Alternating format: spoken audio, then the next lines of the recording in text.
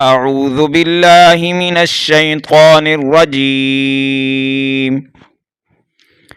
بسم الله الرحمن الرحيم. وقالت اليهود ليست النصارى على شيء وقالت النصارى ليست اليهود على شيء وهم يتلون الكتاب.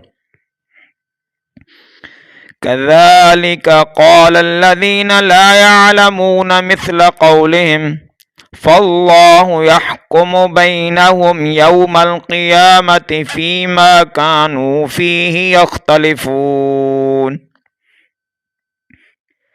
ومن أظلم ممن منع مساجد الله أن يذكر فيها اسمه وسعى في خرابها. أولئك ما كان لهم أن يدخلوها إلا خائفين. لهم في الدنيا خزي ولهم في الآخرة عذاب عظيم. ولله المشرق والمغرب فأينما تولوا فثم وجه الله إن الله واسع عليم. وقالوا اتخذ الله ولدا سبحانه بل له ما في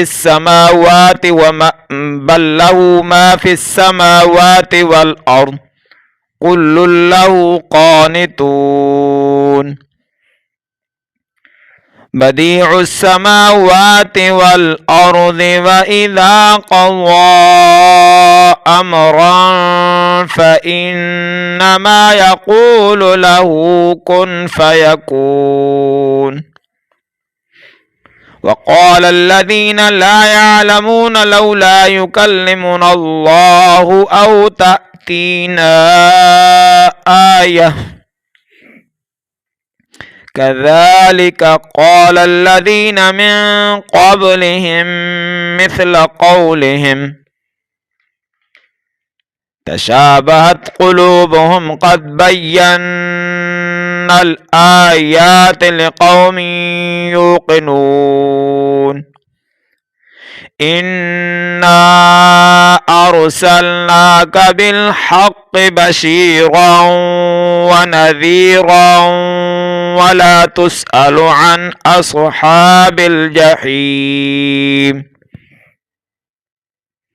ولن ترضى عنك اليهود ولا النصارى حتى تتبع ملتهم قل إن هدى الله هو الهدى. ولئن اتبعت أهواءهم بعد الذي جاءك من العلم ما لك من الله من ولي ولا نصير. الذين آتيناهم الكتاب يتلونه حق تلاوته أولئك يؤمنون به ومن يكفر به فأولئك هم الخاسرون. صدق الله العظيم.